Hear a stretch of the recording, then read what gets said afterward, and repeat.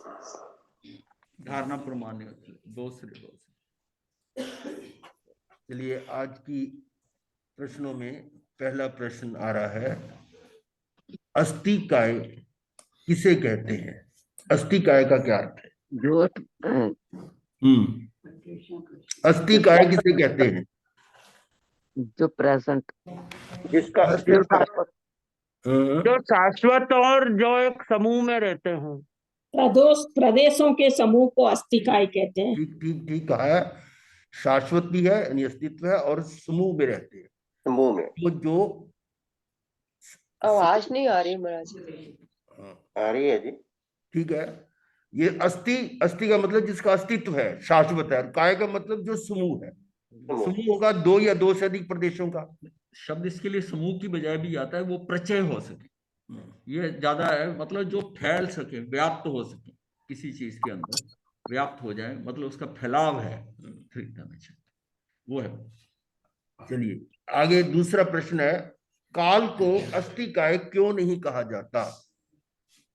क्योंकि काल वो मतलब कंटिन्यूस है, कोई स्थिर नहीं है इसलिए। काल में एक प्रदेश है। काल जो वर्तमान में दूसरे प्रदेश से जुड़ता नहीं है, यानी इसका संयोग नहीं होता, समूह नहीं बनता। या वो फैलने वाली बात तभी होगी ना जब समूह होगा। तो अस्थिकाय इसलिए नहीं कहा कि इसका जो प्रदेश की संख्या है वो एक ही है। उसमें क्या प्रचय होगा? हाँ, क्या फैलेगा? फैलेगा नहीं। फैलेगा वही जिसके अंदर ज्यादा कुछ हो। बिखरेगा तभी, ये दाने उसमें होंगे तो बिखरेगा ना। एक अकेला दाना क्या बिखरेगा? दाने का जिसके पास माल होगा वही फैलेगा। चलिए अगला प्रश्न है, 8 वर्गनाओं के नाम तथा उनमें सबसे सूक्ष्म कौन सी है? 8 वर्गनाओं के नाम। औदारिक, रेखीय, आहारक, तेजस, भाषा, श्वासोश्वास, मन और कार्बन वर्गना। और सबसे सूक्ष्म कार्बन वर्गना। हाँ जी, कार्बन वर्गना सबसे सूक्ष्म है। खोल दो दरवाजा।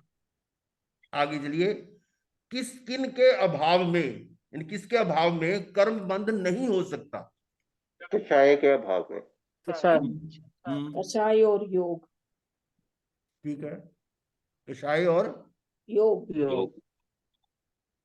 योग को नहीं कहेंगे, कषाय को ही कहेंगे। मतलब कोई कर्म योग बुला तो लेता है जब केवली के होता है, लेकिन उसके बाद बंद नहीं कर सकता। तो बंद किससे होगा? वो कषाय से होगा। कल ये बताया था, राग, द्वेष और मोह, इसके बिना कर्म बंद नहीं हो सकता। क्योंकि स्थिति बंद जो है ना, उसकी काल स्थिति बंद जो है वो कषाय से होता है या अनुभाग है।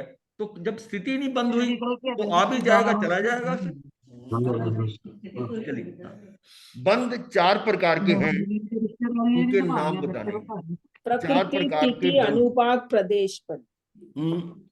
प्रकृति बंद, प्रदेश बंद, अनुभाग बंद, प्रदेश बंद। स्थिति बंद, प्रकृति बंद, अनुभाग बंद, स्थिति बंद, प्रदेश बंद। ये 4 प्रकार के बंद हैं।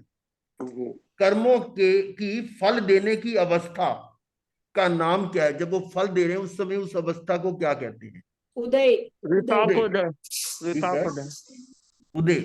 और उदय होने से पहले की अवस्था क्या है? आवाज ही नहीं आ रही। सत्ता, कर्म की सत्ता। आवाज नहीं आ रही? बाधा काल। अच्छा, सत्ता, सत्ता में है। ठीक है। नेक्स्ट अगला प्रश्न है, नियत काल से पूर्व कर्म का उदय में आने और फल देने की जो अवस्था है उसको क्या कहते हैं? उदीरना। उदीरना, बिल्कुल ठीक है। ध्यान से सुनते हैं ना। अनुप्रेक्षा से किस फल की प्राप्ति होती है? ज्ञान की। अनुप्रेक्षा से बताया था 4 फल मिलते हैं। 4 मैंने बताया। 4 फल। कौन कौन से? कर्मों की स्थिति गाढ़ हो तो मंद होती है। और रस भी तीव्र से मंद होता है। बिल्कुल ठीक है। प्रकृति, स्थिति, अनुभाग, प्रदेश। ठीक है, ये देखिए आपके सामने फिर आ गया इस स्क्रीन पे।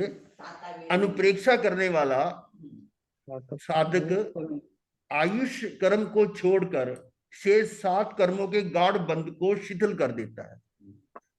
दूसरा है तीव्र अनुभाग बंध को मंद अनुभाग वाला कर देता है। अनुभाग या अनुभाग एक ही बात है। दीर्घ स्थिति बंध को ह्रस्व कर देता है और बहुप्रदेशी को अल्पप्रदेशी कर देता है। ये 4 बताए थे। इस तरह से वेदनीय कर्म का चय उपचय बारंबार नहीं करता और आयुष कर्म का बंध कभी करता है कभी नहीं करता है। ऐसा करते हुए अनंत संसार कांतार को शीघ्र पार कर जाता है। 4। अब वो जो चल रहा था कुछ सत्ता किसको उदय किसको कहते हैं, सत्ता किसको वीरना कहते हैं, उसी क्रम में ये पहले मैं आपको वो बता देता हूँ दोबारा। ये कुछ टर्म्स थी कि बंध किसको कहते हैं। जब आत्म प्रदेश और कार्बन वर्गनाओं का एक क्षेत्र होकर नील क्षीरवत या लोह अग्निवत बंध जाना। क्या खोलो। सत्ता का अर्थ है कर्म बंद होने के बाद जब तक बंधे हुए कर्म उदय में नहीं आए तब तक वे सत्ता में हैं, अर्थात उतने काल तक कर्म अपना फल देने को तत्पर नहीं होते। यानी सत्ता में पड़े हुए हैं, आपका अकाउंट फ्रीज मतलब वो फिक्स हो चुका। फिक्स जैसे कुछ ऐसी डिपॉजिट्स होते हैं जिसमें कंडीशन है इतने समय तक आप इसमें निकाल नहीं सकते, तो ये समझो वहां पड़े हुए हैं, वो सत्ता में है। और उदय बंधे हुए कर्म पुद्गलों के यथा समय फल देने की अवस्था का नाम उदय है। फिर उदीरना है, बंधे हुए कर्मों का उदय काल आने के पूर्व ही अपवर्तन करके उदय में लाने को उदीरना कहते हैं। ये उदीरना है।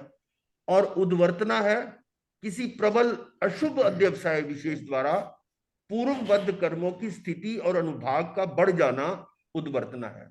और पूर्वबद्ध कर्म की स्थिति और अनुभाग के घट जाने का नाम अपवर्तना। ये जो अभी आपको अनुप्रेक्षा के द्वारा बताया था। अब हम आगे चलते हैं। संक्रमण, एक कर्म प्रकृति का अन्य सजातीय उत्तर कर्म प्रकृतियों में परिणत होना संक्रमण कहलाता है। अब यहाँ पर कर्म प्रकृतियां कितनी हैं? 8। और हर कर्म प्रकृति के उसके अन्य सजातीय यानी उसी की जाति, जैसे मान लो ज्ञानावर्णीय कर्म है तो ज्ञानावर्णीय कर्म के उत्तर प्रकृतियां है मति ज्ञान, श्रुत ज्ञान, अवधि ज्ञान। ये इसी प्रकार से दर्शनावर्णीय कर्म के ऐसे हर कर्म के उत्तर प्रकृतियां आपको बताई थी। तो एक कर्म प्रकृति का एक अन्य सजातीय उत्तर कर्म प्रकृतियों में परिणत होना संक्रमण कहलाता है। जैसे वेदनीय कर्म में उत्तर प्रकृतियां साता असाता, तो साता का असाता में या असाता का साता में संक्रमण हो सकता है। परंतु यहाँ पर आयुष कर्म और मोहनीय कर्म अपवाद रूप है। क्यों? आयुष कर्म की प्रकृतियां 4। कौन कौन सी हैं?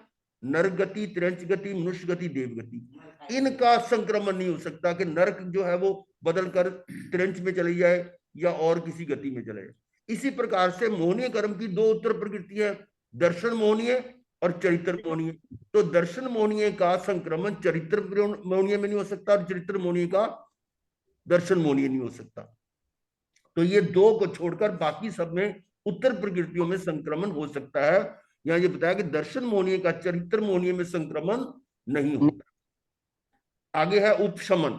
नहीं, इसमें यह है कि क्रोध का मान में हो सकता है, मान का माया में हो सकता है। मतलब वो है उसकी उत्तर प्रकृतियां। ये तो बाहर हमने दर्शन और चरित्र ले लिया, लेकिन दर्शन मोहनी के अंदर अगर 3 है, जो 3 है सम्यक तो मिश्र, और वो उसमें भी परिवर्तन हो रहा है, उसमें भी हो रहा है। तो उसका मतलब ये बड़ी क्लैरिटी से कि चरित्र के अंदर जो क्रोध, मान, माया, लोभ आपस में कन्वर्ट, लेकिन दर्शन मोहनी चरित्र मोहनी में नहीं बदल सकता। हाँ, चरित्र मोहनी अलग है, उसकी उत्तरी स्थिति 40 सागरों को 40 कोड़ा कोड़ी है और वो 70 कोड़ा कोड़ी है दर्शन मोहनी।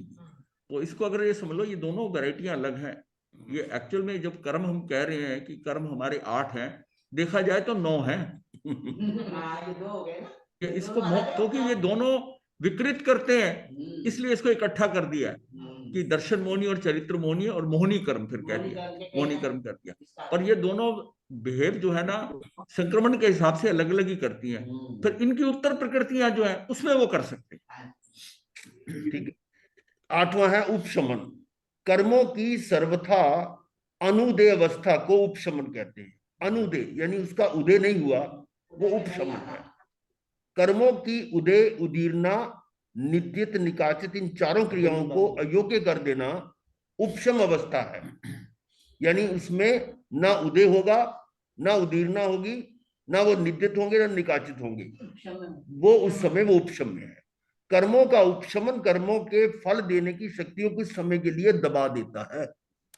ये आगे है 9वां निद्यत, कर्म की वह अवस्था जिसमें मात्र उपशम हो सकता है। यानी इसमें उदय, उदीर्णा, ये बाकी जो है ना, ये उपवर्त, अपवर्तना, उद्वर्तना, संक्रमण, उदीर्णा, ये नहीं हो सकता, सिर्फ उपशम हो सकता है। हाँ जी।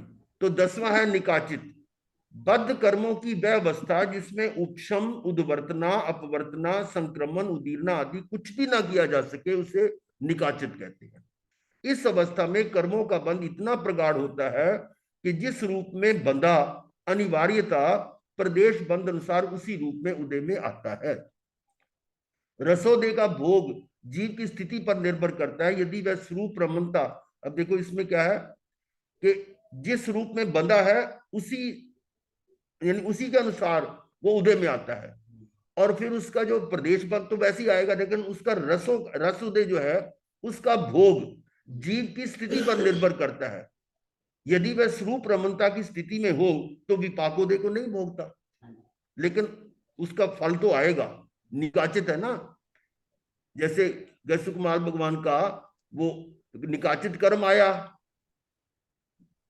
और शरीर जल रहा है, लेकिन उसका उन्होंने स्वाद या रस का भोग नहीं किया, क्योंकि उस समय वो स्वरूप रमणता में थे।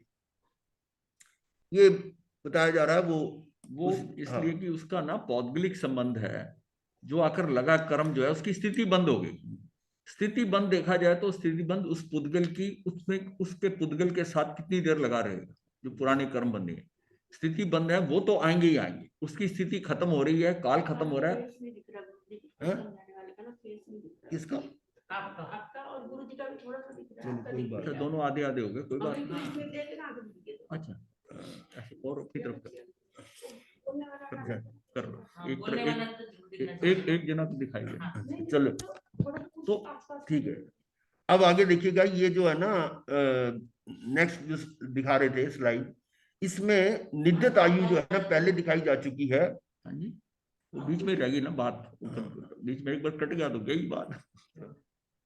मुझे तो ये भी नहीं अब ध्यान आ रहा मैं कर क्या रहा था, बात क्या ध्यान नहीं। हाँ, स्थिति बंद कहाँ, स्थिति बंद का था कि स्थिति बंद उसका पौद्गलिक उसके हिसाब से है, और वो जो भोगने वाली बात है अनुभाग होगा, वो कौन करेगा? वो आत्मा करेगी, आत्मा करती है। हम कहते हैं राग द्वेष के उस टाइम नहीं, वो करता नहीं है, लेकिन वो शुद्ध अशुद्ध निश्चय ने से कहते हैं। करता तो निश्चय से मैं ही हूं। अब आत्मा को आपने कहीं और बिजी कर दिया तो फिर भोगेगा कौन? फिर भोगेगा कौन? इसका मतलब वो जो कर्म उदय में आ रहे हैं उसकी स्थिति बंद के अनुसार तो फिजिकली आएंगे ही आएंगे, क्योंकि अब उसको लगे थे उससे उस समय पर छूटने ही छूटने हैं। लेकिन ये जो उसका अनुभाग है वो किस लेवल पे होगा? मेरे भावों से होगा ना। और मैं अगर अपने आप को उस भावों में उधर नहीं रखकर और मैं अपने अंदर चला जाता हूं तो वो तो फिर अनुभाग नहीं होगा। तो चाहे निकाचित कर्म भी हो तब भी आप चाहो तो आप उसके अनुभाग के ऊपर कंट्रोल कर सकते हो। प्रदेश उदय तो होगा ही होगा, अपने ऊपर है, करो ना करो, प्रदेश उदय तो होगा ही होगा। और आप अनुभाग में आप अंदर चले जाओ, आप क्लोरोफॉर्म सूंघ लो, क्लोरोफॉर्म ले लो, बेहोश हो जाओ वैसी, तो आपको दर्द थोड़ी होगा। तो इसका मतलब है कि मेरी आत्मा जब तक जाग, मैं अगर मूर्छा में हूं तो मैं पुद्गल के साथ हूं, मूर्छा के अंदर साथ मैं विभाव में हूं, तो वो मुझे फिर महसूस पूरा दुख होगा। जितना मैं अपने आत्मा के साथ हूं, मुझे प्रदेश उदय कितने भी होते जाएं, अनुभाग नहीं होगा। ये ध्यान साधना में सबसे बड़ा फायदा यही है कि उसमें आप आत्मिक स्तर के ऊपर वो जो कर्म उदय में आ रहे हैं, अब मान लिया 1 घंटे का ध्यान करते हो तो उसका मतलब है स्थिति तो कर्मों की तो खिर रहे हैं, हमेशा खिर रहे हैं, बंद भी रहे हैं, खिर भी रहे हैं। तो अगर आप शरीर के साथ हो तो कर्म बंध रहे हैं आप, अगर विचारधारा चल रही है। और अगर आत्मा के साथ हो, जितने पोर्शन में आत्मा के साथ हो, उस दौरान में जो कर्म उदय में आए वो खत्म हो गए, आपको पता ही नहीं चला। एक मैंने जो समझ पाई हूँ हाँ। कि 4 प्रकार के हैं, प्रकृति बंध, स्थिति बंध, प्रदेश बंध और अनुभाग। हाँ, तो है तो चारों ही पद गणित, लेकिन आपने अनुभाग बंध को हाँ। भावों के साथ में convert इसलिए कि प्रकृति बंध तो रोक नहीं सकते आप। हाँ, जो है जितनी प्रकृति बंध का मतलब है नेचर। नेचर, कर्म की नेचर क्या है, और फिर उसके बाद में है कि जो प्रदेश बंध है वह क्वांटिटी क्या है, कितनी क्वांटिटी है। वो भी अपने हाथ अनुभाग का मतलब इंटेंसिटी कितनी है, हाँ जी। और स्थिति बंध का मतलब है ड्यूरेशन कितनी है, ड्यूरेशन है। तो ड्यूरेशन तो यह है कि उसको आप रोक नहीं सकते, वो तो फिक्स हो गई कि अब इतना कर्म है, इस इंटेंसिटी का बांधा, वो किससे बंधा, कषाय से। तो उस कषाय में इतना बाधा काल होगा जो उसको टाइम लगेगा सेटल होने के लिए, कूलिंग टाइम, और उसके बाद में उसका जो है वो उदय में आएगा और खत्म हो गई। और अंत लास्ट कर्म जो है वो बिल्कुल लास्ट की स्थिति खत्म होने तक खत्म हो जाएगी, यानी वो डिस्ट्रीब्यूट होकर खत्म होते जाएंगे। लेकिन अनुभाग जो है जिसमें वो उदय में आ रहे हैं, तो अनुभाग हमें महसूस नहीं होगा। तो अगर मैं आत्मा में हूं और अगर मैं शरीर के साथ हूं तो मैं बच नहीं सकता। मतलब ये 4 में से एक अनुभाग जो है अपना विशिष्ट, अब बहुत विशिष्ट है। ये कहता है कि तू आत्मा में रह, वो तेरा रेस्ट हाउस है, तू उसमें कंफर्टेबल है। तुमने पीछे कुछ भी गलती किया होगा उसके कारण तू अब विचलित नहीं होगा, और विचलित नहीं होगा तो नवीन कर्म नहीं बनेगा। तो तेरा जितना अंदर रहता है उतना ही तेरे लिए बढ़िया है। और पूर्वकृत कर्म भी फेल हो जाएंगे, तुझे नए कर्म बांधेंगे। तो ये थोड़ा रिपीट हो रहा है कि जो जब आयुष कर्म का बंद होता है उस समय ये निद्रित शब्द आता है, निद्रित आयु। तो 6 प्रकार का उसमें बातें तय होती हैं। एक है एकेंद्री से पचेंद्री तक 5 प्रकार की जाति होती है, तो मालूम है। हाँ, सब कुछ अब आएगा जाति नाम के साथ इनको निद्रित आयु भी बोलते हैं। निद्रित जाति नाम के साथ निद्रित मतलब निश्चित या निषेक को प्रति समय अनुभव में आने के लिए कर्म पुतलों की रचना को जो प्राप्त हो रहा है, वो जो आयु है उसे जाति नाम निद्रित आयु कहते हैं। ये है निद्रित आयु, मतलब जो फिक्स हो गई वो।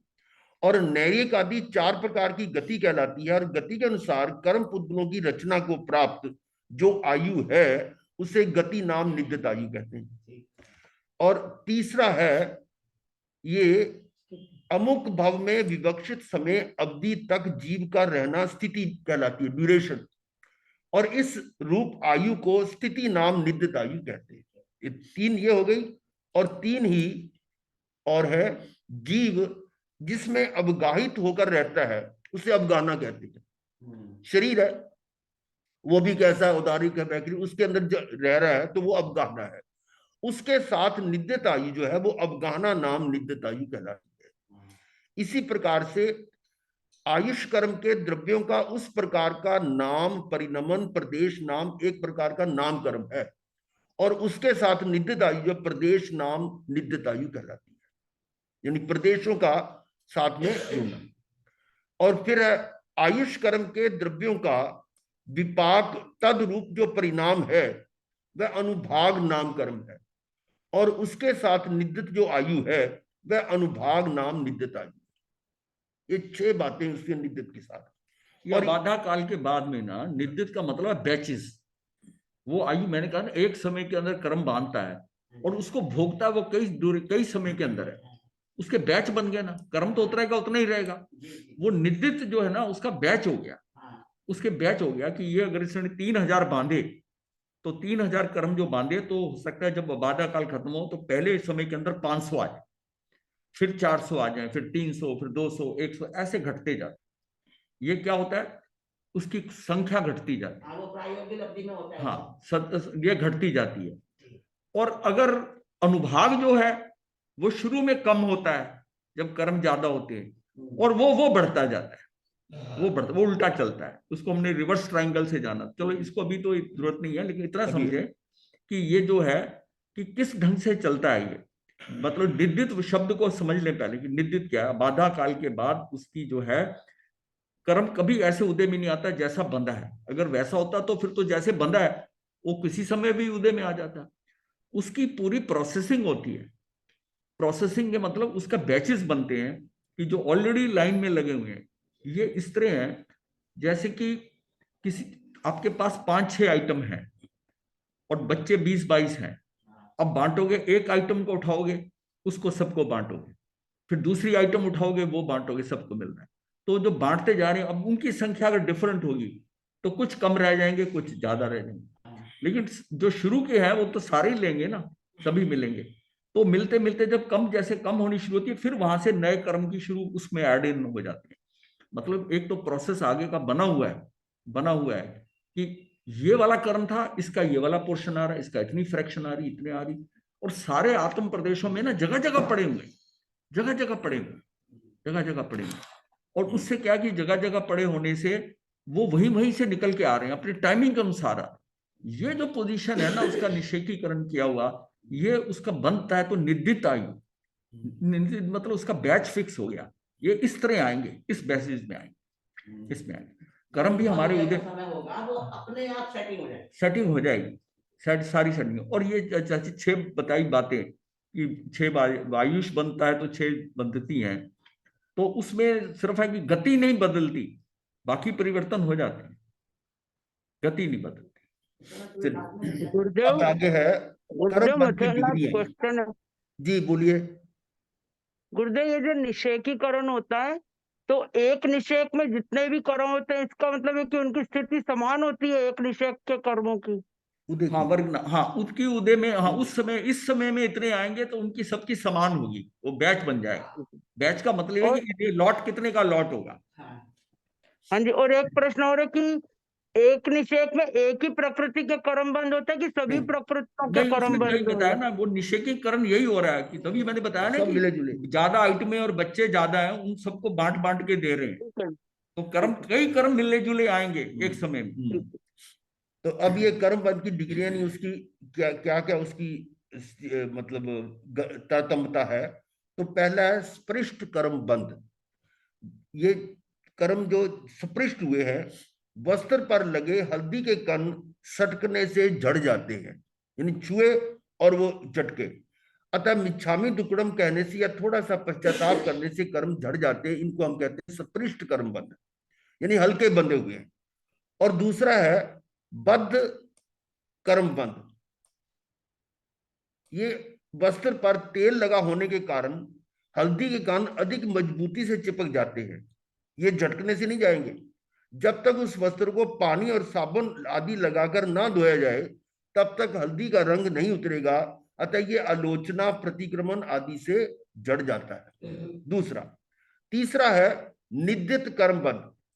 ये उदाहरण है वस्त्र पर अलकतरा चिपका हुआ तारकोल होती है, ऐसा दाग हटाने के लिए मिट्टी के तेल से धोना पड़ेगा, जैसे ग्रीस वगैरह का उसका दाग लग जाता है।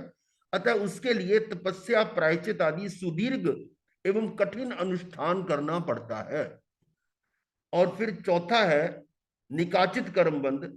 चौथे प्रकार का वस्त्र तेल, अलकतरा और धूल आदि से इतना मलिन हो गया है कि साबुन और मिट्टी के तेल से भी मैल नहीं छूटता, कपड़ा फट जाएगा लेकिन मैल नहीं छूटेगा, अतः ये प्रायश्चित आदि तप से भी नहीं छूटता। तो ऐसे कर्म को भोगे बिना छुटकारा नहीं होता है, निकाचित कर्म। अब इसके उदाहरण के लिए बताया गया है, ये सपृष्ट कर्म बंध का है। सपृष्ट कर्म बंध कि ये प्रसन्नचंद राज ऋषि, उनका उदाहरण दिया गया है। ध्यान में खड़े हैं, ये सैनिक वहां से निकल रहा है, कह रहा देखो वो जो बच्चे को छोड़कर आ गया है, वो जो पड़ोसी राजा उस पर आक्रमण कर रहा है। ऐसी बात की तो उन्होंने ये सोचा, मन में विचार आया कि उसकी ये पड़ोसी की ये हिम्मत, मतलब वो कर्म बंद हो रहा है लेकिन फिर करते करते आगे सारे मतलब औजार खत्म हुए तो मैं अपना मुकुट उठा के मारूंगा। तो सिर पर हाथ रखते ही उनको अपना भान हो गया कि अरे मैं तो मुनि हूं, तो क्या मैं सोच रहा है कौन मेरा पुत्र और कौन मेरा दुश्मन, कौन कुछ नहीं। अब वो क्या कर रहे हैं कि उसी में पश्चाताप करते हुए वो सारे जो कर्म बंधे थे वो जड़ जाते और करते करते वही उनको केवल ज्ञान में वो केवल ज्ञान प्राप्त हो जाता है। ये है पहला सपृष्ट कर्म बंध। उदाहरण दिया ना चुंबक वाला। उदाहरण है कि ये चुंबक के साथ ये कीलें लगी हुई हैं, इसमें चुंबकता यदि खत्म हो जाए तो कीलें हट जाएगी वहां से। जैसे कि कोई इलेक्ट्रिकल मैग्नेट होता है, तो जब बिजली पास करते हैं तो उसके अंदर मैग्नेटिज्म आ जाती है और वो किसी चीज को खींच लेता है। जैसे घंटी बजती इसी नियम से है कि वो पत्ती खिंच जाती है और पत्ती खींचने से उसका जो कनेक्शन, जो कनेक्टिविटी है वो कट जाती है और मैग्नेटिज्म खत्म हो जाती है और वो पत्ती वापस फिर अपनी जगह पर आ जाती है। तो ऐसे बार बार ये घंटी बजती है। तो उसमें यही होता है कि जो मैग्नेट के अंदर खींचने की शक्ति है तो खींच जाएंगे और जब उसमें वो खींचने की शक्ति खत्म होगी तो अलग हो जाएंगे। यही पहला स्पृष्ट कर्म बंध। दूसरा है ये बद्ध कर्म बंध। इसमें कर्म बंध ये अतिमुक्त कुमार का वर्णन आता है कि वो नाव किरा रहे हैं पानी में और मुनि दूसरे देख रहे हैं, अरे ये कैसे कर रहे हैं कि इनको ये भी पता नहीं कि इसमें दोष लगता है। परंतु वो भोले बालक थे और चरम शरीरी थे। भगवान महावीर के पास गए, उन्होंने समझाया और उन्होंने उस पर अपना प्रायश्चित आलोचना की, अपनी निंदा आलोचना की और वो अलग हो गए। जैसे ये सुइयों को एक धागे में पिरोया हुआ है तो इसको एक एक करके निकाल सकते हैं। ये था प्रायश्चित से कर्म क्षय करके उसी जन्म में वो सिद्ध बुद्ध मुक्त हो गए। तो ये था बद्ध कर्म बंध। तीसरा है ये निद्दित कर्म बंध। कर्म बंध ऐसा कि वो उसको भोगना ही पड़ेगा, लेकिन उसको भोगने के लिए वो किस तरह से करते, ये उदाहरण दिया गया है अर्जुन माली का।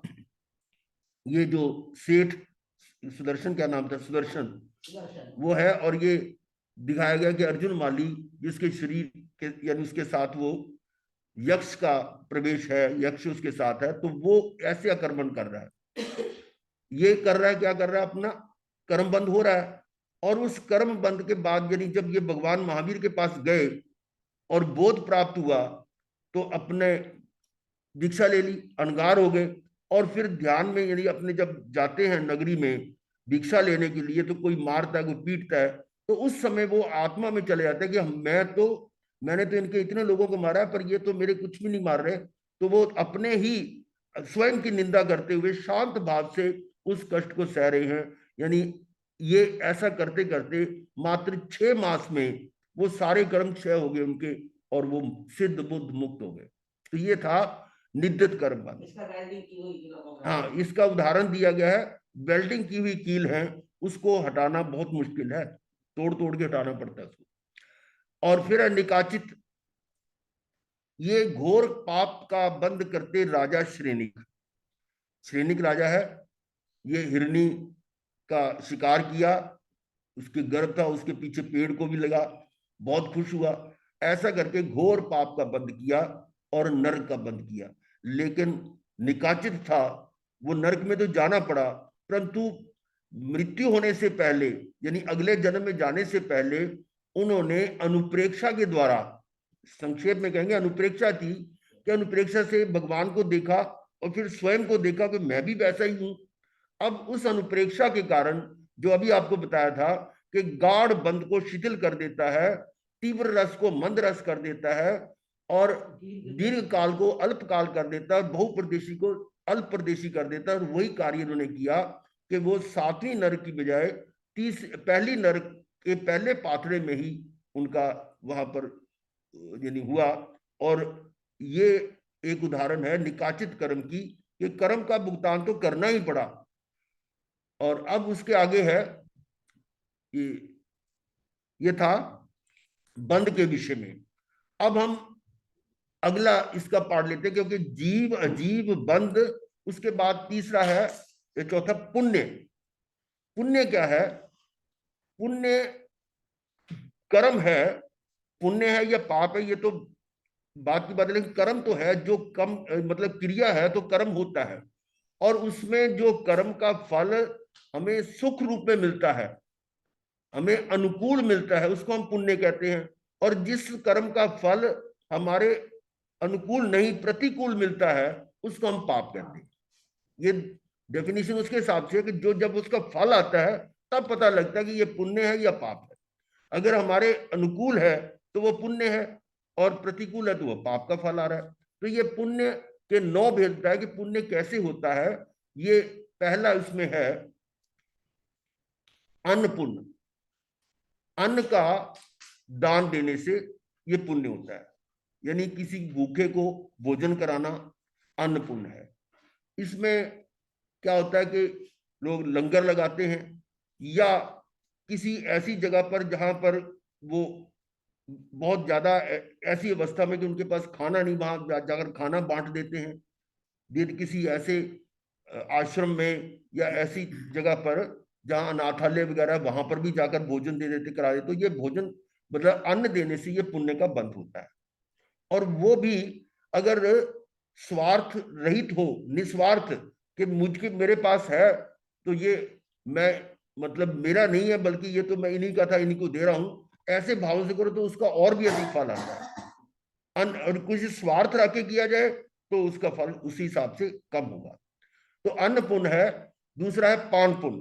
पानी देने से भी पुण्य होता है, जल पिलाने से। तो लोग जल के लिए छबील लगा देते हैं, कुएं बावड़ियां ऐसे बनाते थे। तो ये दूसरा है पान पुण्य। तीसरा है लयन पुण्य। स्थान देने से भी पुण्य होता है। किसी को ठहरने का स्थान देना, आराम करने के लिए जगह देना, ये लयन पुण्य, स्थान देने से पुण्य होता है। चौथा है शयन पुण्य। ये शैया आदि देने से पुण्य होता है। किसी को सोने के लिए कोई साधन देना, शैया है, बिस्तर है, ये सारा शैया शयन पुण्य में आ गया। और पांचवा है वस्त्र पुण्य। वस्त्र देने से भी पुण्य होता है। ये 5 प्रकार के पुण्य हैं जो बड़े आराम से आप समझ सकते हैं। पर इनमें जिनके पास होगा वही दे सकते हैं। यानी कि पुण्य, उनके पुण्य से वो चीज मिली हुई है तो वो आगे पुण्य ऐसा कर सकते हैं। ये समझे, एक तरह से पुण्य से ही पुण्य बन रहा है। यानी उनके पास होगा तो पुण्य कर सकते। अब आप सोच सकते हैं कि यदि नहीं है तो फिर क्या करे, फिर इसका पुण्य कर ही नहीं सकता क्या? यदि उनके पास कोई पुण्य का कोई फल पहले का नहीं है, इसका मतलब और पुण्य तो कर ही नहीं सकता वो।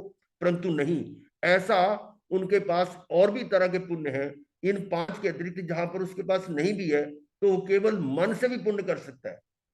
मन का शुभ मन रखने से, किसी के प्रति अच्छा सोचने के साथ उसका ये मन पुण्य होगा कि अच्छा भला हो इसका, ये हो, मतलब मन में उसके लिए अच्छे भाव रखना, ये मन पुण्य है। इसमें तो कोई मतलब धन जन की जरूरत नहीं है। मतलब अपने मन को ही, मन से मनन ही करना और शुभ मनन करना है, तो ये मन पुण्य है। और वचन पुण्य है शुभ वचन बोलने से। अब उसको कोई दुखी हो रहा है तो उसको थोड़ा सांत्वना दे देना, कोई बात नहीं, ठीक हो जाएगा, ये समझा देना, ये वचन पुण्य है। जैसे मतलब हमारे पास आते हैं तो या कोई कहता है बड़ा दुखी, भाई ये क्या, उसको समझाना ये है कि ये तो कोई और दुख नहीं दे रहा, ये तुम्हारे अपने कर्म ही हैं, उनको आराम से सहन समभाव से सहन कर लो। तो उनको सांत्वना दे देते हैं कि ऐसी घबराने की जरूरत नहीं है, तो वो वचन पुण्य हो गया। और इसी प्रकार से काया पुण्य है। शरीर द्वारा सेवा करने से पुण्य होता है। अब शरीर मतलब कोई रास्ते में गिर गया है अचानक कोई, तो एकदम वहां जाकर उसको उठा लेना, उसकी सेवा करना, या कहीं नजदीक में फर्स्ट एड दे देना, किसी जगह ले जाना, तो ये काया पुण्य हो गया। शरीर द्वारा सेवा करने से पुण्य होता है। तो इन तीनों में मन वचन काया में कोई धन की आवश्यकता नहीं है। और 9वां है नमस्कार पुण्य। बहुत सबसे आसान लगता है लेकिन है ये भी बहुत महत्वपूर्ण कि नमस्कार करने से पुण्य होता है। और ये ऐसा है कि कुछ ऐसी संप्रदाय हैं जिसको हम वो कहते हैं प्रणामा प्रवज्जा ले लेते हैं, कि प्रणाम करते हर एक को, जो भी मिलता है उसको प्रणाम। और वैसे तो ये हमारे भारत की संस्कृति है कि जब भी कोई मिलता है तो कुछ ना कुछ बोलते हैं, राम राम, जय जिनेंद्र, या कुछ भी ऐसे शब्द बोलते हैं, उसका अभिवादन करते हैं, नमस्कार करते हैं, प्रणाम करते हैं। तो ये भी पुण्य बंद होता है प्रणाम करने से। और एक प्रणामा प्रवज्जा वाला एक सन्यासी हुआ था, तामली तापस था, और उसने साथ में तपस्या ही बड़ी की थी, तापस था। हाँ, ये प्रणामा प्रवज्जा, प्रणामा तो तामली ने की थी। और हाँ, उसका इतना मतलब पुण्य बंद हुआ, पुण्य इतना इकट्ठा हुआ कि वो दूसरे देवलोक का ईशान इंद्र बना है। इस समय जो ईशान इंद्र है, दूसरे देवलोक का इंद्र है, वो पूर्व में तामली तापस था। और इतनी उसने तपस्या भी की और साथ में प्रणाम हर एक को, जो बड़ा छोटा, कोई मतलब गाय मिल गई, भैंस मिल गई, या कोई कुत्ता कौवा, कोई भी मिल गया उस सबको नमस्कार करता था। तो ऐसा ये नमस्कार पुण्य भी है। इनको विनयवादी कहते हैं। हाँ 363 जो है ना हाँ, मत है जी, उसमें क्रियावादी अक्रियावादी, तो ये जो 32 होते हैं ये विनयवादी होते हैं, तो प्रमाणा प्रविद्या उसमें आती है। अच्छा। अब यहाँ पर एक इसके माध्यम से एक डायग्राम जो बना रखी थी इन्होंने, महाराज जी ने, आत्मज्ञाता जी ने, उसी को है कि पुण्य तत्व ये कितनी प्रकार से बनता है। तो यही है अन्न पुण्य, पान पुण्य, लैन पुण्य, शयन पुण्य, वस्त्र पुण्य, मन पुण्य, वचन पुण्य, काया पुण्य और नमस्कार पुण्य। यानी 9 प्रकार की शुभ प्रवृत्तियों व शुभ भावों से यह पुण्य का बंध होता है। और अब यह है कि इसका भोग कैसे होता है, यानी इसका फल कैसे मिलता है। तो पुण्य का फल 42 प्रकार से केवल अघाती कर्मों द्वारा भोगा जाता है। ये इंपॉर्टेंट है कि पुण्य का फल घाती कर्मों में नहीं मिलेगा। घाती कर्म तो अप्रशस्त ही होते हैं, शुभ होते ही नहीं, अशुभ ही होते हैं। तो जो शुभ फल है वो कहाँ मिलेगा? घाती कर्मों में। और घाती कर्म, अघाती कर्म कौन से हैं? वेदनीय, आयुष, नाम और गोत्र। वेदनीय कर्म, आयुष कर्म, नाम कर्म, गोत्र कर्म, इनकी शुभ प्रकृतियों में इसका फल मिलेगा। वो कैसे है? वेदनीय कर्म में वैसे तो 2 प्रकृतियां होती है, साता और असाता, लेकिन यहां पर हमने केवल साता लिया है क्योंकि शुभ पुण्य का फल साता मिलेगा, पुण्य का फल असाता तो मिलेगा नहीं। तो ये एक प्रकृति हुई। ऐसे आयुष कर्म की 3 है, देवायु, मनुष्य आयु, दीर्घ त्रेंच आयु। और फिर नामकर्म की 37 है, जैसे है हाँ भोग भूमि में, कर्म भूमि में नहीं। त्रेंचाजु भोग भूमि का लिया है। हाँ। और नाम कर्म की बहुत सारी प्रकृतियां हैं, 37 हैं। जैसे उसमें कुछ लिखी है, शुभ गति, जाति, शरीर, बंधन, संघात, संस्थान, सहनन आदि आदि। ये 37 प्रकार की शुभ प्रकृतियों का में फल मिलता है।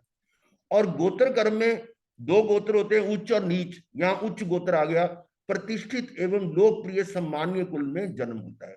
तो ऐसे ये कुल मिलाकर 1, 3, 37 और 1, 42 प्रकृतियों में उसका फल मिलता है। पुण्य का फल 42 प्रकार से केवल अघाती कर्मों द्वारा भोगा जाता है। प्रश्न है मेरा कि जैसे किसी को बहुत क्षायिक संकेत प्राप्त हुआ तो उसका श्रद्धा गुण बड़ा अच्छा है ना, श्रद्धा गुण बड़ा विकसित है, बड़ा पुष्ट है, तो उसको क्षायिक संकेत प्राप्त हो गई, तो दक्षिणावर्णी कर्म का संबंध हो गया इसके साथ। तो ये पुण्य से नहीं हुआ, उसको पिछले पुण्य से नहीं हुआ। कौन सा? नहीं, जो उसको क्षायिक संकेत प्राप्त हुई है, हाँ, यहाँ पिछले पुण्य का कोई बल नहीं है।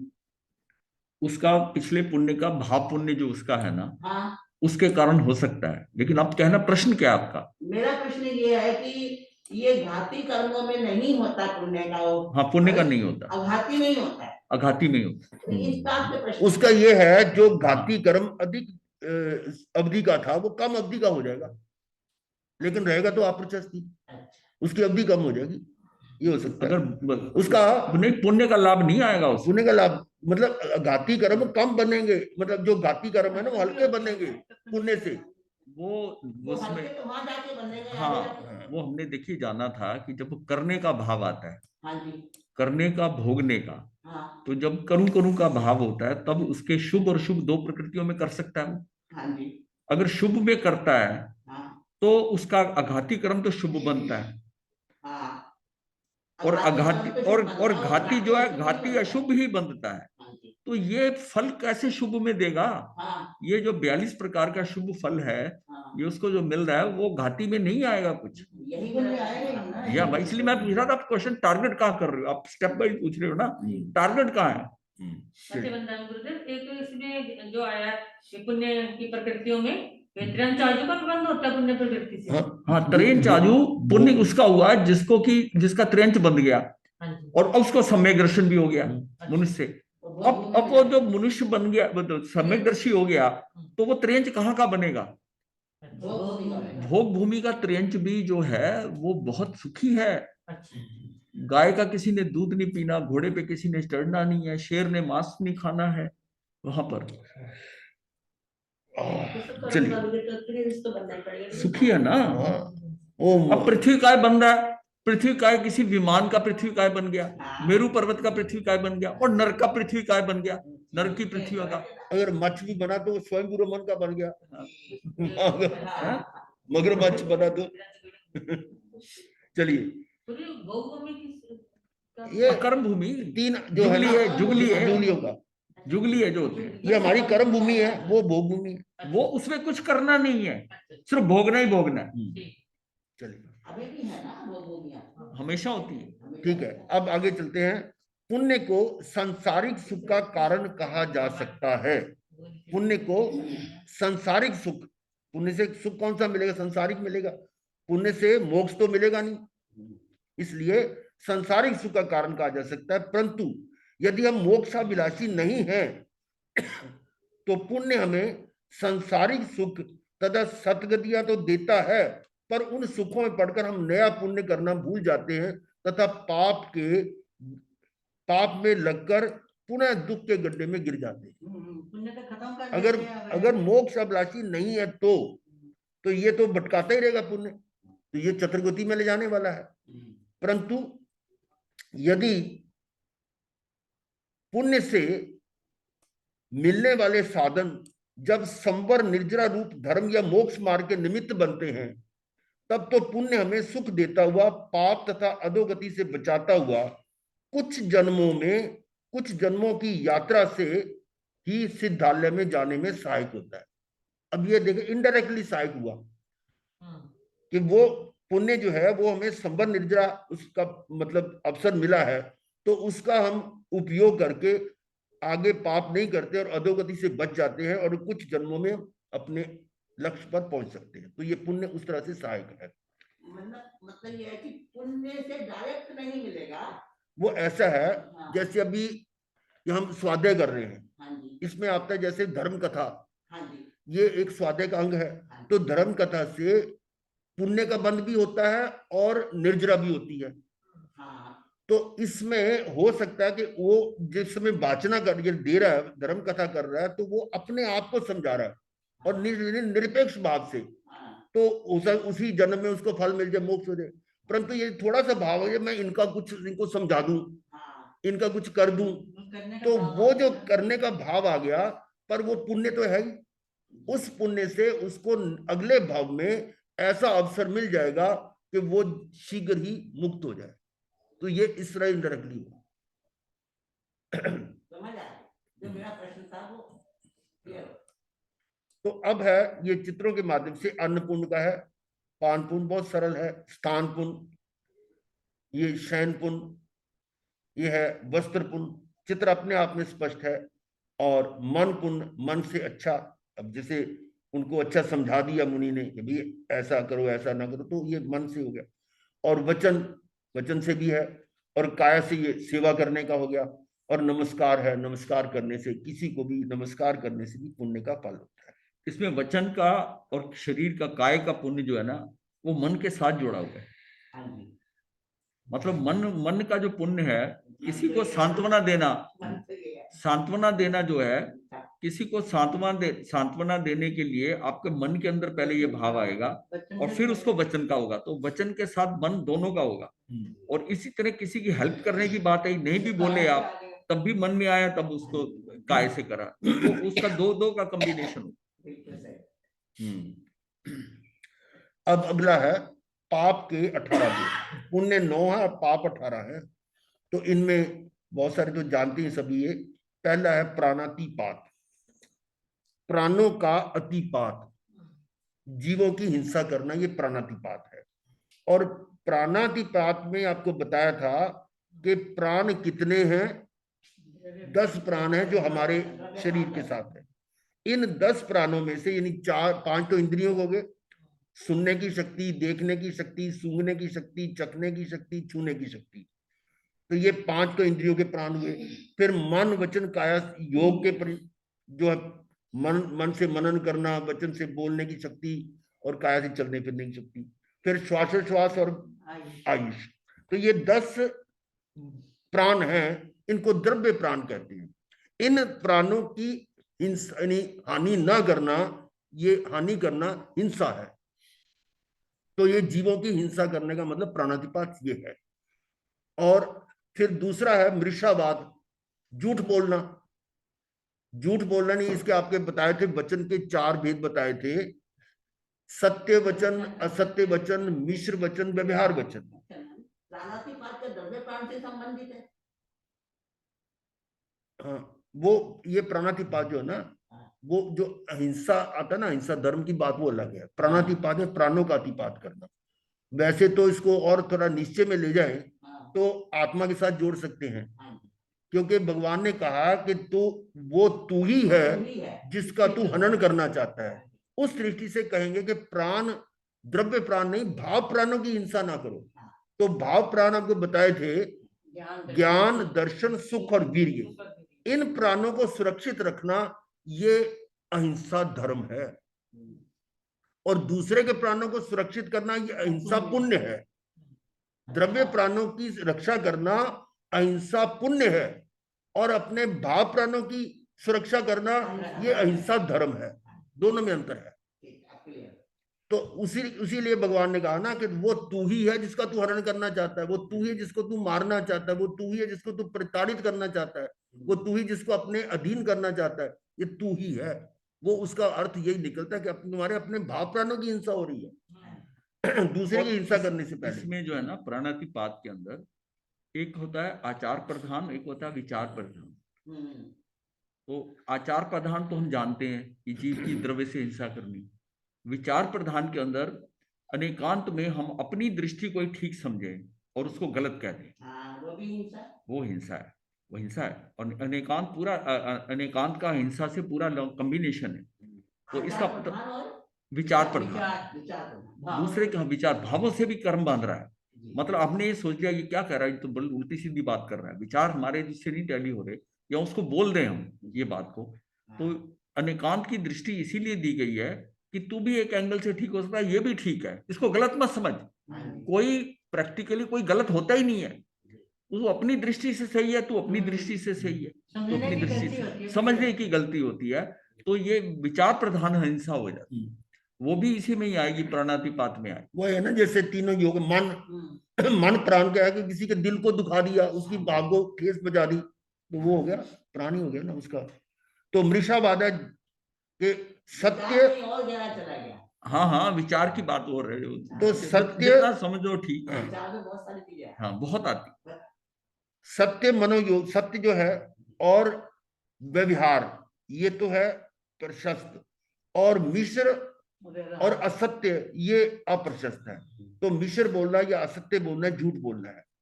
तो इसमें झूठ बोलना कई कारण हो सकते हैं, क्रोध से, भय से, हंसी मजाक में ऐसे झूठ बोल देते, तो वो झूठ बोलना ये पाप है। और अब इसको भी अगर हम प्राणों से जोड़ें तो सबसे बड़ा झूठ तो ये है कि शरीर मैं हूं। तो यदि मेरी प्रवृत्ति शरीर में हो रही है, मेरी प्रवृत्ति शरीर में हो रही है, तो झूठ है। अगर प्रवृत्ति मेरी सत्य में हो, आत्मा में प्रवृत्ति हो, तो वो है सत्य, वो सत्य धर्म है। और जो प्रवृत्ति शरीर आदि में हो रही है वो तो असत्य है। लेकिन यहाँ पर हम इसका अर्थ ये लेंगे कि जो असत्य और मिश्र भाषा ना बोलना और सत्य और व्यवहार भाषा बोलना, ये मृषावाद के अंदर है। बाकी नहीं। प्राणातिपात के अंदर परिग्रह से हिंसा, प्राणातिपात में आपने किसी का कुछ नहीं किया, आपने संग्रह इतनी चीजों का कर लिया कि दूसरों के लिए अभाव हो गया। नहीं आपने कुछ नहीं किया, आपको देखा कि वो कुछ महंगा हो रहा है, कुछ हो रहा है, उठाकर अपना स्टोर कर दिया बहुत सारा, और लोगों दूसरों को नहीं मिला। अब आपने किसी का कुछ नहीं किया, लेकिन अपनी संग्रह करने से, अपने पास संग्रह करने से यानी परिग्रह से उसको अभाव हो गया, उसका अभाव हो गया। ये भी उसी में आएगा।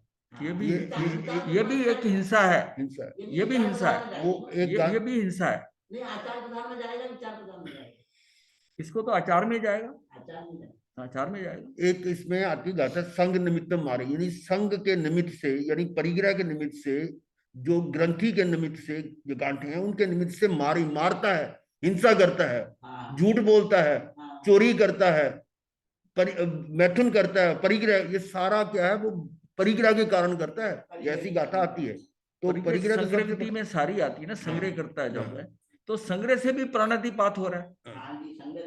हाँ, तो ये जो भगवान ने ये जो तीनों बताए हैं ना, अनेकांत, परिग्रह का और अहिंसा का, इनको जोड़ा है उन्होंने, 3 अ जोड़े हैं और 3 अ जोड़े, इन तीनों का ही कॉम्बिनेशन बनता है। चलिए, तीसरा है अदत्ता दान, कि किसी की निश्राय की और की वस्तु को बिना पूछे, बिना आज्ञा के लेना, ये चोरी है। बिना आज्ञा के किसी चीज को ग्रहण करना चोरी है। इसमें आता देवदत्त, वो राजदत्त, गाथापति दत्त, ये सारे जो उनके स्वामी हैं, उनकी आज्ञा के बिना कोई चीज लेना, वो अदत्त यानी अदत्ता दान है। तो इसका अर्थ है कि जो आज्ञा लेकर लेना वो चोरी नहीं करना है। पर इसको भी हम गहराई से देखें तो हम किसी चीज को ग्रहण कर ही नहीं सकते। पुद्गल तो ग्रहण कर सकता है, लेकिन मेरे में ग्रहण गुण है ही नहीं। तो आत्मा ने, जीव तो किसी को ग्रहण नहीं कर सकता, तो फिर कैसे उस पर अपना अधिकार जमा रहा है कि ये मेरा है, ये मेरा है, ये शरीर मेरा है, ये मेरे वस्त्र मेरे, ये मेरा चेला मेरा, ये है। तो मेरा मेरा किसको कह रहा है? हम तो किसी को ग्रहण कर ही नहीं सकते। तो वो भी अगर गहराई में जाए तो वो भी अदत्ता दान है कि अगर उसके पर अपना स्वामित्व, आधिपत्य कर रहा है तो वो भी चोरी है। लेकिन व्यवहार में हम इसको कहते हैं कि जो बिना आज्ञा की वस्तु ली जाए वो चोरी है। फिर मैथुन है कुशील सेवन। इसमें भी 9 बार सहित ब्रह्मचर्य का पालन करते हैं, वो व्यवहार की बात है। लेकिन वास्तव में ब्रह्मचर्य का अर्थ जो है वो ब्रह्म जैसी चर्या, ब्रह्म कहते हैं सिद्ध परमात्मा को। सिद्ध परमात्मा कैसी चर्या करते हैं कि स्वयं में रमन कर रहे हैं, स्वरूप रमनता, वो ब्रह्मचर्य है। लेकिन हम पालन कर रहे हैं, वो जो है वो अपना, अगर वो नहीं करते हैं, शील का पालन नहीं करते, वो कुशील सेवन करना, ये मैथुन, ये भी पाप है। तो पांचवा है धन आदि का संग्रह व उस पर ममत्व रखना, आसक्ति रखना, ये परिग्रह। परिग्रह का मतलब आसक्ति से है, हाँ, उसके प्रति आसक्ति, अटैचमेंट, इतनी अटैचमेंट। तो 5 तो ये हुए, प्राणातिपात, वृषावाद, दत्तादान, मैथुन, परिग्रह। उसके बाद है क्रोध, गुस्सा करना। क्रोध ये कषाय में आ जाता है, मान, माया और लोभ, ये 4 ये हो गए। गुस्सा करना, अहंकार करना, छल कपट करना, लालच करना, ये क्रोध, मान, माया, लोभ, ये हो गए 9। अब आगे चलें, 10वां है राग। राग मतलब स्नेह, प्रीति। ये राग जो है ना, अब कई इसको राग को कहते ये तो हमारा कर्तव्य है। अब बच्चों के प्रति हम राग ना करें, माता पिता के प्रति राग ना करें। ये स्नेह जो है ये राग है, लेकिन हम मोह के कारण ये हो रहा है। तो मोह तो है, पाप ही है ना मोह, ये राग भी पाप ही माना जाता है। इसलिए कई बार ये भ्रांति होती है कि भगवान ने कहा घर में प्रेम से रहो, ये हम अपने अपने विचारों से कह रहे हैं। लेकिन भगवान कह सकते हैं कि प्रेम करो या प्रीति करो। वो राग, तो राग के लिए तो पाप को बताया राग। तो राग जो है स्नेह प्रीति करना, ये राग है। पर इसको हम ज्यादातर क्या कहते हैं, ये तो हमारा कर्तव्य है, हम ऐसे इसके कैसे छोड़ देंगे। हाँ, परंतु ये राग जो है वो पाप नहीं आता है। इसी प्रकार से द्वेष, राग और द्वेष दोनों ही पाप है। राग भी पाप है, द्वेष भी पाप। द्वेष को तो समझ लेंगे ये पाप है, लेकिन राग को पाप नहीं समझते, लेकिन है ये। और 12वां है क्लेह, क्लेश करना, झगड़ा करना, ये भी पाप है। और 13वां है अव्याख्यान, झूठा कलंक लगा देना, किसी को वैसे झूठा बनाना, ये तो चोर है, ये इसने ये कर लिया, इसने वो कर लिया, देखा नहीं, कुछ किया नहीं अपने। कलह में और क्रोध में क्या फर्क? क्लेह और क्रोध, क्लेह तो झगड़ा है ना, झगड़ा। क्रोध शॉर्ट टाइम का है और कलह लंबी चलती है। ये बॉर्डर आपस में लड़ पड़ते कि नहीं? कलह जो है ना वो भिड़े जाते हैं, जब मिले तो लड़ाई कर ली, जब मिले बड़ाई कर ली, कलह। तो अव्याख्यान, झूठा कलंक लगाना। कैशुन्य, चुगली करना, मतलब एक की बात दूसरे को बताना, ये तुम्हारी ये कह रहा था, वो कह रहा था, ये चुगली करना बहुत बड़ा पाप है। ये इसको भी लोग बड़े चलते हैं, ये तो कोई पाप है नहीं, मैं तो बात बता रहा हूँ, इसकी बात सही बात है, सही बात को उसके आगे बता रहा हूं, तो वो चुगली करना है। और 15 नंबर है पर परिवाद, यानी दूसरों की निंदा करना। इसमें क्या होता है कि जैसे 2-4 बैठे हुए हैं, अब बैठे टाइम पास करना है, जो उनके बीच में नहीं है उस पर चर्चा, वो फलाना वो नहीं आया आज, अरे वो तो ऐसे ही है ऐसे, अब उस पर चर्चा शुरू होगी। ये है पर परिवार, तो कुछ लेना देना नहीं, बस जो व्यक्ति वहां नहीं उसकी चर्चा शुरू कर दी, वो तो ऐसा वो ऐसा करते। फिर रति अरति, मनोज्ञ वस्तु पर प्रसन्न होना, इसको कहते हैं रति। जो अच्छी वस्तु है या अच्छा कोई व्यक्ति है उस पर तो उसको अच्छा लगता है, और अमनोज्ञ वस्तुओं पर या संयम आदि पर चित्त ना लगना, जो अमनोज्ञ है, जो आपको अच्छी नहीं रुचि नहीं में है, तो उसके प्रति आरति, वो आरति कहते हैं। तो रति और राग में क्या फर्क हुआ? रति और राग में क्या फर्क हुआ? ऐसे तो सारे पाप पाप ही हैं, ये थोड़े कैटेगरी बनाई अलग अलग, यानी उसके प्रति रति एक बाहर दिखाई देता है, अंदर की बात है, अंदर की है, रति अंदर का हुआ, रति अंदर का, राग जो बाहर। हाँ। अब जैसे बैठे खाना खा रहे हैं, वो अच्छी डिश आ गई है, अब वो अच्छी लग रही, स्वाद लग रही है, तो उसके प्रति रति है, और सोच रहा है कि और आ जाए मेरे पास, दूसरा तुम्हारा ध्यान उधर चला जाता है, तो वो रति नहीं है। और राग दिखलाना प्रीति है। हाँ, राग दिखलाना प्रीति, प्रीति, स्नेह प्रीति आ गया ना ऊपर। प्रीति जो है किसी के साथ हो, ये तो बहुत मेरा लाडला, उसी के सामने कहे जा रहे हैं, वो दिखा प्रीति है। और अमनोज्ञ कोई चीज आपको पसंद नहीं आती है, वो कड़वी कोई चटनी दे रहा है, उसकी तरफ ये मेरे पास ना ही आए तो अच्छा है, तो मन में ये अरति है भाव आता है। तो ये रति अरति जैसे वो एग्जाम्पल थी ना, कि सब्जी तो आप एक बार खाते हो, और अचार बना हो तो पड़ा है जबरदस्ती दिल करे खा लो। अच्छा, तो ये आता है कि किसी के साथ जैसे झगड़ा होता है, क्रोध करता है, उसको झगड़े को जब वो ना जब सामने आएगा तभी आप उसको उसके साथ झगड़ने लगोगे, विचार आता है, तो वो अचार की तरह है। अचार, हाँ, अचार रख लिया। अचार का मतलब थोड़ी थोड़ी करके ना, इंटेंसिटी कम है। सब्जी तो कटोरी भर के खाओगे, और खाओगे तो एक बार में खाओगे, ऐसी क्रोध करते हो। क्रोध तो एक कटोरी की तरह जो आया, गुस्सा आया, खत्म कर दिया। चलिए उसके बाद तो आगे है माया। भागो नहीं यार, समझते दो कहानी को, पीरियड थोड़ी है क्लास का, कोर्स खत्म करना। माया मृषावाद कि माया मृषावाद, ये दोनों पाप पहले आ चुके हैं। क्रोध मान माया में माया आ चुका है, और मृषावाद दूसरा आ चुका है।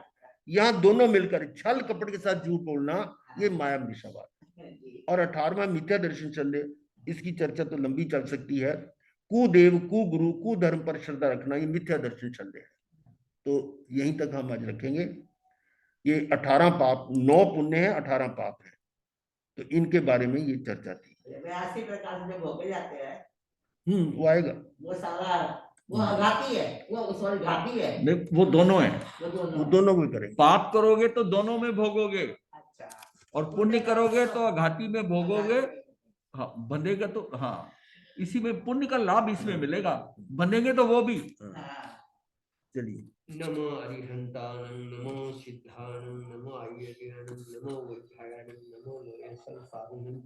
चतारि मंगलम अरिहंतानं, नमो सिद्धामंगलम, साहुमंगलम, प्रेमतनतो धम्मो मंगलम। चतारि लोकोत्तमा अरिहंता लोकोत्तमा, सिद्धा लोकोत्तमा, साहु लोकोत्तमा, केवली फनत्तो धम्मो लोकोत्तमा। चतारि शरणं प्रवज्यामि, अरिहंते शरणं प्रवज्यामि, सिद्धे शरणं प्रवज्यामि, साहु शरणं प्रवज्यामि, केवली फनत्तं धम्मं शरणं प्रवज्यामि। अरिहंता जी का शरण, सिद्धा जी का शरण, साधुओं का शरण, केवली कृपया धर्म का शरण, चार करने, सुख करने, मंगल करने, सदा ही मंगल। और